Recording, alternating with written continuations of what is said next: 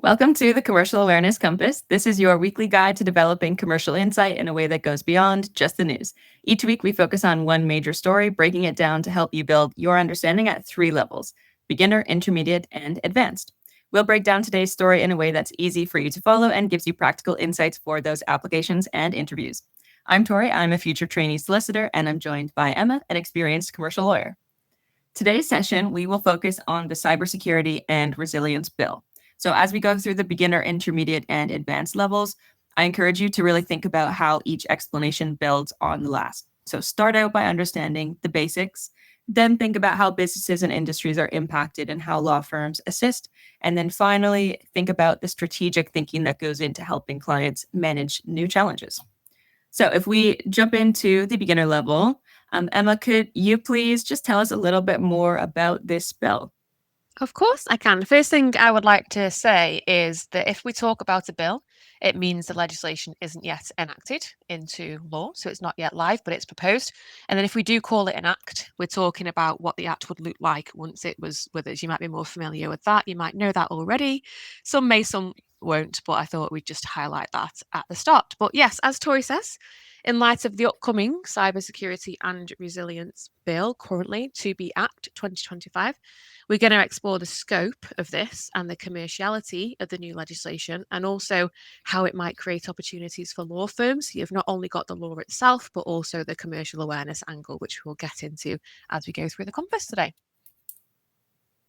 Thank you so much. I think it was, really great that you pointed out that a bill means that it is not yet in force as a law. Just a tidbit also for SQE revision for any of our audience that will have that in their future, that part of the SQE actually is getting familiar with what is that life cycle of a bill and at what point it does become a law. So maybe useful reading for our audience to go do to confirm really when this bill would become a law. But let's talk about, so there are some proposals for this bill. So what are the kind of features that this proposed act could have? So, the official line, Tory, is that the bill aims to strengthen the nation's defences against cyber threats. Now, that might sound like a bit of a mouthful, but it's got a big aim, right? There's a lot of cyber threats that are increasing recently, especially in light of recent events. So the government essentially wants to do what it can to combat those things. And the way that it does that is by updating and expanding existing regulations. So there's already laws that exist on this. They're kind of scattered around. There's different things that would apply, even down to, directors' duties that we all know and love from the Companies Act 2006. That those could, essentially strengthen cyber resilience, but this is way more specific, as we can see, and it is needed in the wake of technology as well. So it seeks to enhance the resilience of critical infrastructure and digital services, and of course we'll get into the scope of what that would be. But there's lots of different key proposals, I guess, that we can talk about, Tori, if you'd like to. Sure, yeah. Do you want to just talk about some of the key proposals then that might be included? Of course. So we've got expanded regulatory scope. So there is something called the Network and Information Systems Regulations. You might have seen those as capital NIS, like the NIS or the NIS regulations, depending on how you want to refer to it. If you haven't, don't worry. Again, it's quite specific. But what it wants to do, what the bill would like to do, is to expand the current coverage of those regulations to more sectors and more digital services, which the government believes that's where the vulnerabilities are. So that's one of the main things. It's expanding that regulatory scope, which is important. And by what that essentially means, it's just like the net that this law would catch is way wider in terms of the businesses that are impacted. Hold that thought for later on, because that's a bigger opportunity for law firms. Enhanced incident reporting, what it says. Essentially, it's just got the literal meaning of it. So at the moment, you only have to report certain incidents to certain regulators, and of course within that limited scope that we have, but that's going to get wider. So the more that is reported, the hope is the more that can be combated, risk can be mitigated, and the information gathering might help to reduce these attacks. But the more that we learn, regulators will be empowered. So there's regulators that have certain rights and powers at the moment, but that's hopefully going to increase. There's lots of different other proposals, two others that I'll quickly run through, as a focus on supply chain security. So those entities that provide things to a business. There's a focus on that chain generally, and also stronger penalties. So we'll get into penalties as well, I guess, when we look at the comparisons with other things. But if you fail to meet these standards, then businesses need to really make sure that they know what the consequences could be, because hopefully that would be a nice deterrent for them. Nice. Thanks for that overview. And then you also mentioned a bit earlier about the scope. So could you say a little bit more about what kind of sectors would come into the scope of this act? Yeah, lots of sectors actually. Again, it does expand it quite considerably. And when you mention a sector, like for example, if I say energy, that's so far reaching, as to what it could apply. Again, just noting to the fact that this is all proposals at the moment, so we don't have a lot of detail as to what will go into it. But potentially some of the industries that might be in scope are energy, transport, health, even the supply and distribution of drinking water. Because if you imagine, you might question, well, why? What's that got to do with it? If there's a cyber attack or there's a resilience issue with the supply of drinking water, then think of the consequences that might have across the nation. Digital infrastructure and digital services, but it might be potentially expanded to other things like data centers, which is essentially where there'll be literally a center that holds data in certain servers somewhere that might be captured, managed service providers, and those supply chain dependencies that we spoke about before. So quite a significant expansion, and again, just proposals. There are some excluded sectors. If it's helpful for me to run through those, Tori. Sure. I mean, if you wouldn't mind just giving an outline. Yeah, and I can explain a little bit why. So financial services is excluded, and you might go, "Oh gosh, that's a big one," but it's regulated separately. So think about those things as well. They've already got their own specific, quite stringent regulation. The pharma industry and life sciences, because they've all got their own things that would sit outside. So if you ever see when you're researching that there are sectors excluded, it doesn't mean they don't have to comply with things like these. They've probably already covered. It's probably the opposite, that they've got to comply with perhaps even more stringent rules. Thanks so much. I think actually you read our minds, because when you had said financial services, I actually had that immediate thought of that actually does seem like a big industry Yeah. to be excluded. But so it's really helpful for you to explain that it's just because they have their own separate regulations. Another question is just about, I think this is kind of a blended question, but really like what differentiates this bill from laws that we already have, like the GDPRs, and what's the kind of need for a bill like this? hmm So GDPR, you might have asked me the same question when we were introducing GDPR, because there was the Data Protection Act previously. So it's like, what's the need for it? But if we now look at GDPR and how important it is, and the additional obligations and how effective that can be, because a lot of businesses have really listened to that and are much more scared of getting those fines, those reputational hits. If you think about that in this sense, and it's a great way with interviews and revision, even like to make a comparison between things like this, even though they're not linked, but be able to see the effect of something previously, it might help you to rationalize when something new comes along. It's not actually that new in terms of the impact on what we want to do. It's a different part of the law, of course, and it's different coverage, but it is good to compare them and how they differ and how they're the same. So GDPR, let's take that one. It introduced, heavier fines, introduced more obligations, reporting. There's some trends there with this. We've just mentioned all of those things with the cyber and resilience bill. So the scope, purpose, and enforcement, those are the three things that I would think about when you're comparing them. So you've got data compared to cyber resilience, the purpose, or what you're trying to combat, breach of data protection, breach of the cyber resilience obligations, and the enforcement. But there's also going to be comparisons that you can make, like fines and consequences, and also criminal liability. So criminal liability is always an important penalty or a consequence to think about or look for in a new bill like this that's going through Parliament, or even a new act, because it's a great thing to advise businesses as to why they should take it so seriously. Think about the Companies Act, directors have certain imprisonment thresholds if they don't follow certain things. And we imagine that there is going to be criminal liability under this new Act for Cyber too. So just a few things to look at there when you're comparing them. For sure. Thank you so much. I think it is always helpful to think about what other kind of areas of law might be brought in, especially that our audience are already familiar with, like criminal law, for example, if you've studied that so far. One other question before we move on from the beginner stage is just about the timings for this legislation. We already mentioned that this is not an act, this is just a proposal. So what is the kind of timeline that we are looking at? Really difficult question for me to answer. But this is a moving feast, so I would encourage the audience to keep track of it. Just as Tori said, for your revision, you need to know the life cycle of a bill and like what assent it needs and how many readings it would need to go through Parliament. This is a really great one to see because on the website you do have on the .gov website. If you've not seen this already, you might. But you can tell what stage it's at, and it's got nice little fancy icons and a timeline. It's really good to apply that knowledge that you're being taught at the SQE or whatever level, and then you can see what it's like in real life. This is a great example of doing that, so you can yeah, it just makes more sense, especially to me when I can see it visually. So I'd keep track of that. But all we know is it's anticipated to be introduced to Parliament this year, which it already has been done because we're talking about it. One thing that I would add to that is I would keep an eye out in the autumn statement that we will get from Parliament and the government.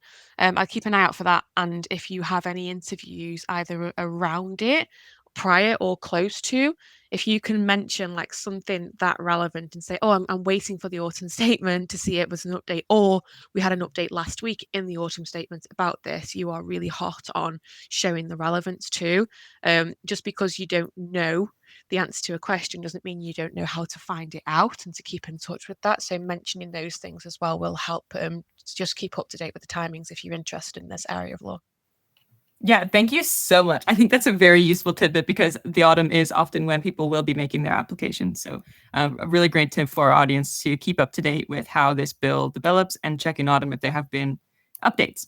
So if we move now into the intermediate section, then I thought a place we could start, because at the intermediate level, this is really where we're thinking about why businesses care, how they are affected, and how law firms would assist. So if we start on that first bit of why businesses care and how they are affected, Emma, you mentioned earlier about scope and what kind of sectors are affected. So in which ways would this bill, if it were to become a law, would it perhaps have different considerations for a smaller business versus a bigger business? It would have different considerations, so it's a great thing to highlight, Tori. Usually with bills like this, there's parameters around who it applies to. And those parameters, usually, again, if you can spot trends with the other regulations that we've mentioned, they link to turnover. So, what's the turnover of the business? How many employees do you have, for example? Do you have a UK entity? Things like that. There's a checklist to go through. So, just because a new law is enacted, it doesn't mean that every business will be caught by it. We spoke about the expansion of scope, of course, but that's a kind of, if I was a small business or a small law firm advising small businesses, it might be remiss of you to start sending out and creating a load of different advice for your clients that might not be relevant. So the first thing you should be doing is to see if you hit those thresholds and see if it might apply. Again, it's proposed, so it might change, but that's also the reason why we have lawyers to keep up to date with these things, right? And usually you do have time between the announcement and the enforcement of an act. So you'll get a lead in and say, well, might get royal assent towards the end of 25, but it won't apply until April 26, which is a common timeline for things to happen. So you've got some time to prepare, but still you want to make sure that you're ahead of the game. So small businesses, it might not even apply to, or there might be a catch-all. Again, this is how we are trained as lawyers to find these things. It might be, well, these are the thresholds for certain industries, but if you're in the data center kind of part of the world, then it applies to you no matter what. So there might not be any threshold. So you don't want to miss that as a lawyer either. Otherwise, look at the difference that it makes. Either it applies or it doesn't, and then you're breaching a huge new law that's in place. So those are some of the considerations I would take. But also on the law firm side, thinking commercially about that, your marketing needs to be right, your client base, you need to make sure you're contacting the right ones, warning them about it. You don't want to scare the wrong ones, but you also want to make sure that you're trying to solve problems for the ones that really do matter. So lots of considerations there as well. Mm-hmm. Yeah, really helpful to talk as well, about the business perspective of the law firm, of marketing in a way that is really strategically makes sense. I also think it's great that we're talking about it now, because even though there's not even that much to say because it's just it's just a bill at this stage. I think that's a great opportunity to put our audience in the shoes of being a lawyer, and really that you're aware of this potential change that is on the horizon at such an early stage, which is exactly what you would do as a lawyer. So I think it is actually a really great exercise for our audience to think that far ahead. And so then if we think before we move on from intermediate, because so we've talked about kind of why businesses care and what are some of the considerations for them about whether they would be affected even or not. Then what if we think about law firms? So really, what's the role of law firms with a bill like this or a proposed new law? What's the kind of advice that they're giving to clients? So once you've vetted the scope, or as far as you can vet the scope, or perhaps the first bit of advice might be that we are watching this, trust us, and we'll let you know if we think you need our help, because that's also security, isn't it? And you're ahead of the competition of other law firms. But once we've got there, let's say that the client is caught by it. There'll be, first of all, informational documents, informational emails, things like that, that will be sent out saying, and I've received them as an in-house lawyer, a client of different firms saying this is upcoming. That's how I know about it, which is great. This is upcoming. Why don't you have a read of this? This is what we think of it at the moment, which is on our website, and this is how we can help, etc. So it's kind of like a lead in to get a warm lead, if you look at it that way from a sales point of view. And then it might move on to events and webinars. So as a trainee, or somebody who is new to a law firm, paralegal, you might help with organizing those events and webinars. You might send out the invitations. You might be there to network and engage with clients once they're there, and to try and get some relationships. And if you do that, obviously you're building up your client base really early, so it's a great opportunity to do so. Even on VAC schemes, you'll get the opportunity to do that, so I would definitely grab it with both hands. Staging events and webinars, always well attended by clients or potential clients. Circulating newsletters on the general scope might happen. So once you've got a little bit more information, that kind of notification bulletin in your inbox might turn into something a little bit more built out. So there's a lot of information in there. And then what would lead from that is advising your clients on how they could prepare. So this is just basically, you can apply this to anything, by the way, and this knowledge is great because it shows you how the commercial churn of a law firm would work and how you can get involved in it from a really junior point in your career as well. And then once you've got into the telling them how to prepare and dropping some hints there, that's maybe where you would get into the bespoke advice, where you'd onboard a client, or you'd continue with an existing client relationship with an engagement letter, which will set out, this is what we're going to help you with. And then we'll start to develop an incident response plan. We'll start to look at strong cyber practices, some of which might be multi-factor authentication, if anyone's heard of that, or strong passwords. It's just basically everything that you go through to log into your online banking, or if you were to log into pay your water bill, for example, then you might have to verify yourself more than once. That might get more stringent under this bill. So you might have to, as a lawyer, advise, well, what are you doing now? Let's have a look. What else should you be doing? Should you be resetting passwords much more often? Where does that information get saved? It's really looking at the technical details and giving that advice, at which point, of course, it becomes paid. And then looking at the supply chain, reviewing constantly the applicability of the legislation to the business, because you aren't going to want to do all of these things that are required under the new law if you trip out of the scope at some points. There's also that point. It'd be great advice for a lawyer to say, actually, your turnover has now gone below this. You've now unfortunately had to restructure, but the good thing is you're no longer caught by the cyber and resilience bill. So there's those things to think about as well. And then regular training. A lawyer might go into a business, a big client, and provide training to their technical teams or those that implement these things, or even training to the general business and all employees, because that might become a requirement under the Act. And then also you've got the cyber insurance point, which is always going to be a big bit of advice to give around insurance. You'd usually have specialist insurance teams helping. So loads of different things there, Tori, and I'm sure more that the audience could think of, but lots of different talking points in applications and interviews if you're thinking about raising this there. Yeah, thank you so much for that overview. I was actually looking through my older applications the other day and realized that one of my questions asked me, what does a commercial lawyer do? So the kind of like all this that you've just provided is so useful to actually know what a commercial lawyer does so you could explain it if you're asked. But even if you're not asked, it's certainly something that you need to be Mhm. aware of if you're in these interviews anyway. So thank you so much for outlining that. I think we can move then into the advanced section. So, in the advanced section, that's when we're going to start thinking a bit more strategically and long term.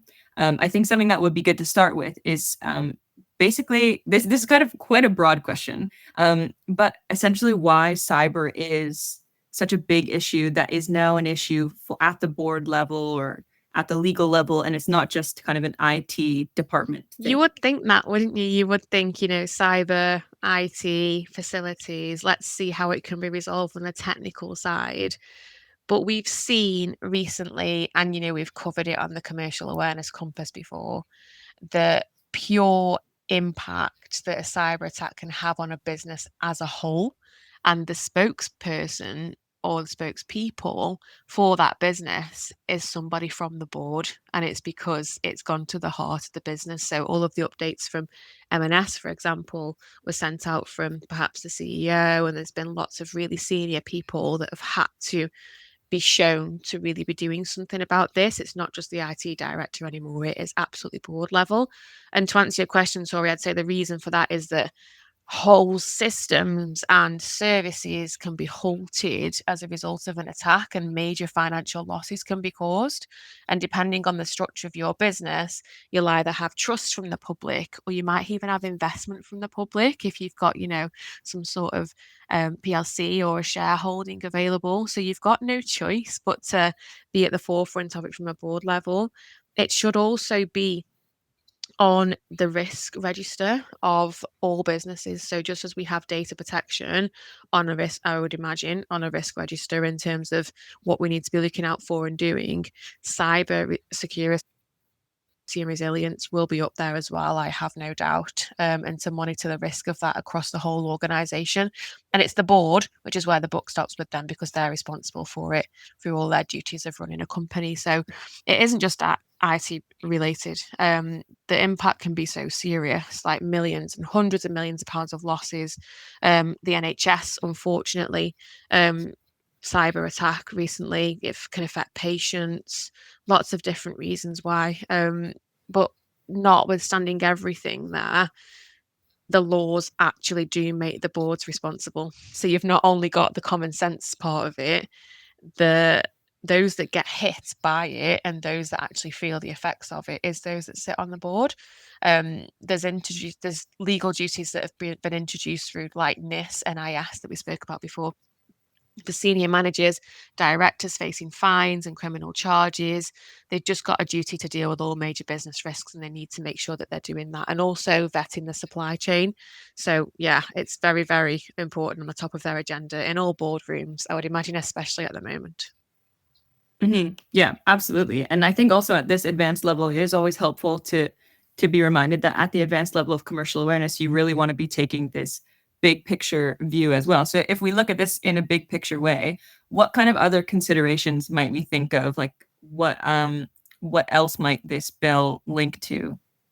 I like zooming out to the big picture because you can always spot trends, can't you? You can always learn more, but also relate it to things that might be impacted in lots of different areas of law and for law firms. So it would be remiss of us to not mention ESG and investor pressure, but also reputational damage. The ESG part, I would say it more relates to the G in ESG, which is governance. Because if you're not managing this cyber risk and you're not doing it very well at a board level, as we've just discussed in the previous question, then is that a governance failure?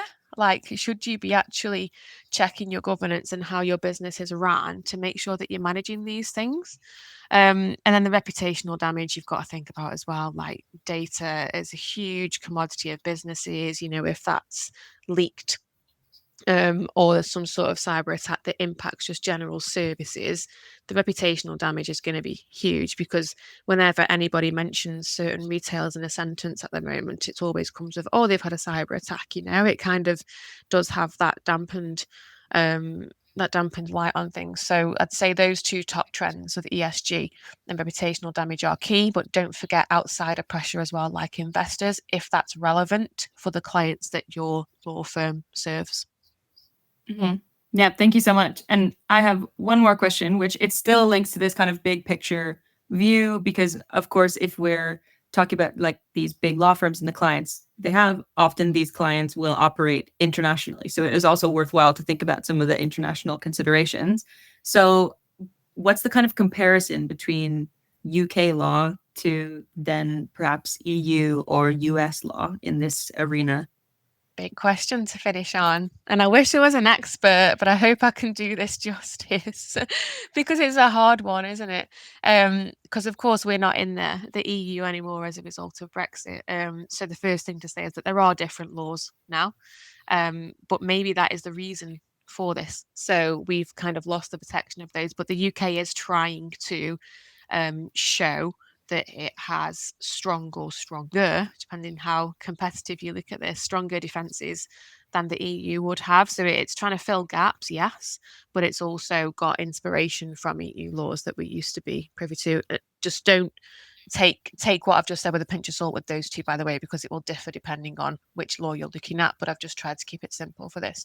But it does have similar aims to laws of the EU and the US. But it's very difficult, if you think of it that way, for global businesses to make sure that they're compliant. It would have been really easy, well, easier, let's say, to be compliant with one set. But if, for example, you've got entities around Europe, one in the US and one in the UK, there's going to be different levels to comply with. You might need to notify of a certain incident in the US, but you wouldn't in the UK, or vice versa. So it's also making sure that you have adequate legal advice on board for those things. There's different enforcement bodies too. Whenever somebody asks you a question like this, if ever on an application or in an interview, or even asking for legal advice, like, does this apply to me in Europe, whatever, the first thing you should be thinking of is the different regulatory bodies and how it would be enforced. Now that's just a common sense bit of information, then you can lead on to your research from there. You don't have to know it all. But the UK, for example, has the NCSC, which is we've mentioned before as to what they do and who you report to. But the EU has more of a centralized approach, as you'd imagine. And I'm not sure on the US, and that's fine to say that. You could just make sure you look up that beforehand if you wanted to know that too. At the moment, I would say the UK is probably argued to be the most flexible, but we have not yet seen the final text. So to loop us back to the start, we've not yet seen what it looks like. It's got to go through lots of different iterations, MPs putting in their suggestions, and then of course it will be drafted and formalised and given royal assent. So I guess it's a watch this space point, Tori. Mm-hmm. Yeah, for sure. And just thank you again for this episode. I think it is really great for our audience to be switched on to this at such an early stage in the bill's development. And of course, cyber is area. I think you've done a really great job explaining things clearly. And also, I mean, it's a developing area. I think there's going to be a lot of work in cyber for our upcoming aspiring lawyers. Was there any final insights that you wanted to add before we wrap up?